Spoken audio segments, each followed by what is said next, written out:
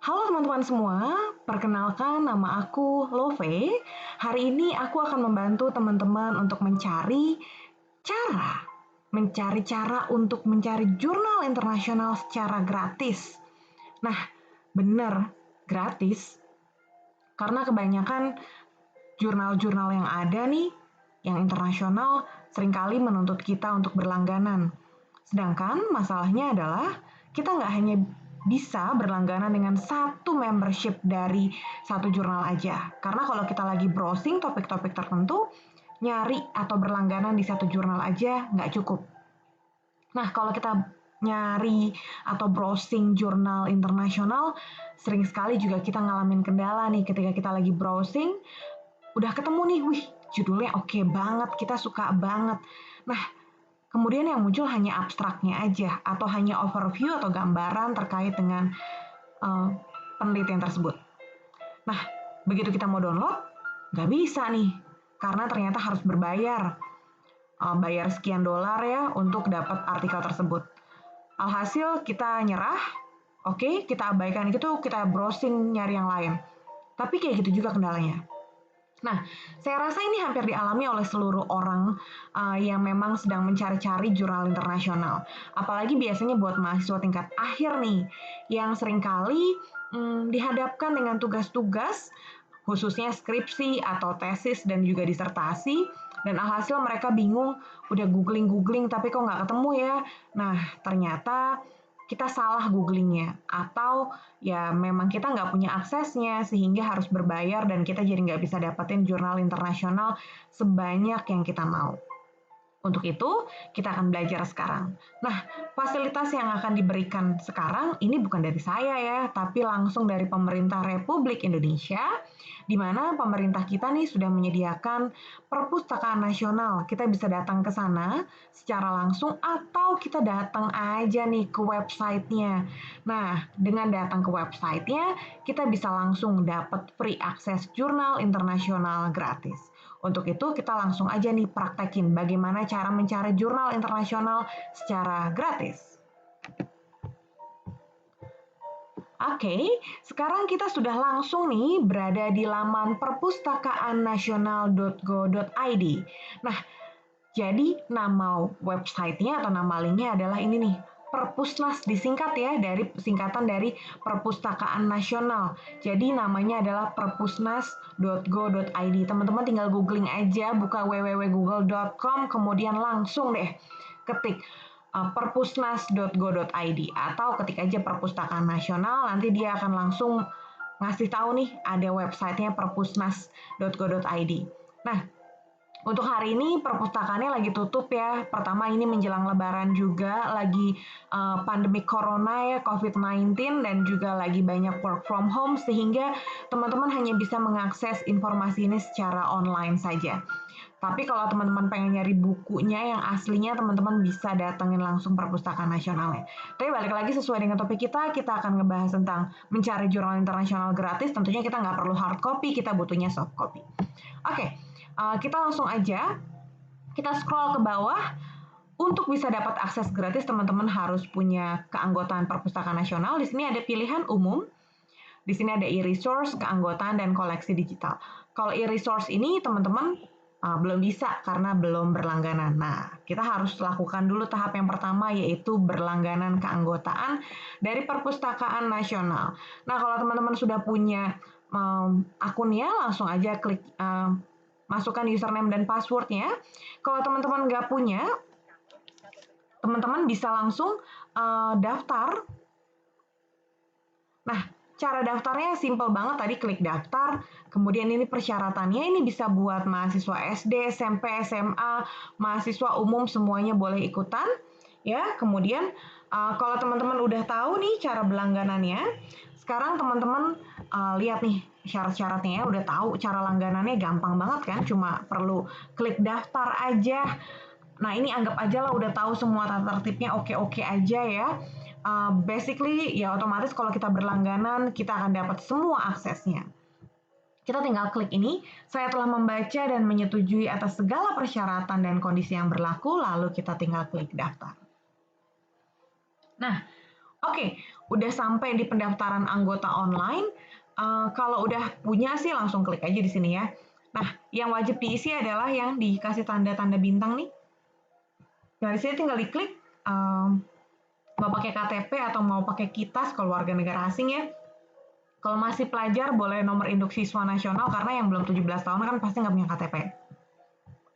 Password wajib diisi, misalkan saya langsung isi. Oke, minimum 6 karakter ya, KTP-nya dimasukkan, nama lengkapnya dilengkapin, tanggal lahir dan lain sebagainya, sisanya semuanya dilengkapin boleh. Berarti ada nama lengkap, tempat tanggal lahir, alamat di sini ada 2 ya, alamat sesuai KTP dan juga alamat dengan tempat tinggal kita. Kalau sama ya klik aja sama. Kayak gini, tapi kalau beda ya silakan ditulis dua-duanya. Nomor handphone dan juga identitas lainnya, ini sifatnya nggak wajib karena nggak dikasih tanda bintang ya. Nah, kalau sudah oke, tinggal setuju, kemudian daftar. Oke, ini tahapan yang paling gampang banget, saya nggak mau bertele-tele di sini. Langsung aja, anggap aja kalian udah daftar, terus jangan lupa buka email kalian nih, karena nanti keanggotaan online dari Perpustakaan Nasional ini akan memverifikasi ke email kalian. Jadi cek email kalian, kemudian verifikasi dan pastikan kalian sudah menjadi member dari Perpustakaan Nasional Republik Indonesia. Nah, sekarang teman-teman udah login, udah punya membernya ya. Nah, kemudian bagaimana sih cara ngaksesnya? Dari tadi pertanyaannya itu ya, belum kejawab-jawab. Oke, kita langsung aja di sini. Tadi yang aku bilang nih, e-resource, kita harus klik ini. Kita pilih e-resource. Di sini ya, di umum ya, ada e-resource. Sekali lagi, silakan di sini pilih e-resource-nya, masukin nomor anggotanya dan password-nya. Lihat di sini pengunjungnya banyak banget, semua orang akses ya. Nah, ini pilihan jurnalnya, wow, banyak banget kan. Nah, kita lihat dulu nih jurnal lokalnya. Jurnal lokalnya di Perpustakaan Nasional cuma sedikit sih sebenarnya. Ini bukan jurnal aja ya, ini laman-laman online yang memang bisa diakses. Ada Balai Pustaka, ada Indonesia Heritage, Penerbit Angkasa Bandung, Karano Universitas Andalas, dan kalau untuk internasionalnya, nah ini dia, ini banyak banget. Nah, ini free access, kita bisa akses semuanya secara gratis.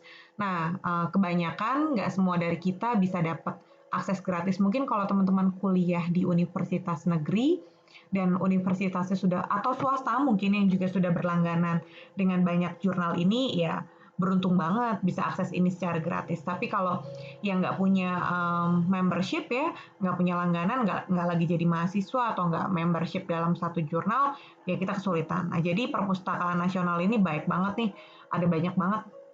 Mulai dari Alexander Street Press, Alexander Street Video, Braille Online, Cambridge University, ada juga, ada mana nih yang paling kusuka, ada Sage, Knowledge, kemudian ada ProQuest, ini aku paling suka banget pakai ProQuest, kemudian ada EBSCO ya, selain ProQuest yang kusuka, ada Science Direct juga oke banget. Nah, kemudian ada Princeton University, Columbia Press University, kemudian ada Wiley Online Library juga aku suka banget. Nah, kalau untukku karena memang bidangnya kesehatan juga ada Clinical Key Nursing, dan sebenarnya teman-teman bisa pilih banyak banget nih kalau untuk yang teman-teman farmakologi nih ada misalkan Clinical Key Farmakologi ya, dan banyak banget. Nah, karena kesukaanku adalah ProQuest, aku mau kasih lihat bagaimana contoh nih cara searching, cari jurnal internasional gratis ya. Oke, aku perlu masukin dulu nih keanggotaannya. Ini nomor anggotaku, passwordnya tinggal udah dimasukin ya.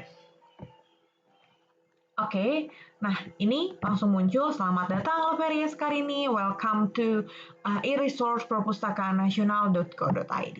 Nah ini tadi list-listnya ya, sekarang aku langsung pilih aja nih ada ProQuest, bisa lihat yang di bawah tapi aku lebih suka klik ini, tinggal klik kanan kemudian new tab. Nah tinggal ditunggu aja. Oke, nah lihat di sini ProQuest-nya sudah dihubungkan dengan Perpustakaan Nasional RI. Nah, teman-teman tinggal langsung cari aja nih, misalkan yang lagi happening sekarang adalah tentang corona virus gitu ya. Tinggal searching di sini, search, kemudian teman-teman langsung dapat deh segala macam jurnalnya. Nah, sabar-sabar nih nunggunya ya, karena memang kalau banyak ya, atau koneksi internetnya juga lagi nggak bagus, butuh waktu lama juga. Oke, nah ini lihat pencariannya, ternyata ada banyak banget nih, 4.107. Nah, tapi kadang-kadang lihat di sini, kalau kita cari, di sini kok ada H1N1, kemudian hepatitis C, kok nggak sesuai dengan judul kita ya, oh ini ada yang corona nih. Tapi kan kalau kita scroll-scroll banyak banget ya, ada 4.000. Nah, untuk itu saranku kalau teman-teman pakai ProQuest, pilihlah pencarian lanjut nih. Kalau aku paling suka pakai pencarian lanjut. Jadi di sini ada pilihan-pilihan, di sini ada baris yang pertama, misalkan kita mau cari jurnal seputar coronavirus. Kita istilahnya pakai COVID-19 or COVID. Or tuh itu nama atau ya, COVID aja dipisah begitu, atau di sini COVID boleh pakai tanda bintang. Artinya tanda bintang tuh apa? Biasanya di belakangnya COVID itu ada COVID strip 19 atau COVID spasi 19. Atau di sini kita udah cukup nih kata kuncinya itu aja. Nah, kemudian N pengen tahu apa sih? Oh, pengen tahu nih tentang hubungan stres nggak ya, work from home atau study from home gitu ya. Jadi aku pengen cari tahu topik tentang stres gitu ya. Kemudian di sini aku bisa tambahkan juga stres pakai tanda bintang. Tanda bintang tuh sama ya kayak tadi ya. Kemudian or coping stress begitu. Oke. Nah, kemudian aku pengen nambahin lagi kalau stres itu pasti kaitannya juga dengan depresi, misalkan depression or depress pakai tanda bintang begitu. Dah, buku teks batasannya adalah untuk yang teks lengkap. Kemudian kita bisa pilih di sini mau semua jenis boleh, tapi aku lebih suka karena memang ini jurnal ya, pilih jurnal akademik. Dah, kemudian udah cari aja dulu, nanti kita filter.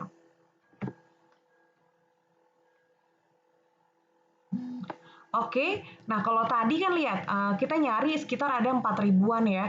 Nah sekarang dengan kata kunci ini kita lebih spesifik sesuai dengan apa yang kita mau gitu ya. Nah kemudian kita bisa lihat di sini, lihat di sini ada 213 dan udah lebih spesifik nih COVID-19 nggak ada yang kayak tadi kan ada H1N1, ada hepatitis C, semuanya masuk. Nah jadi ini lebih spesifik kita cari.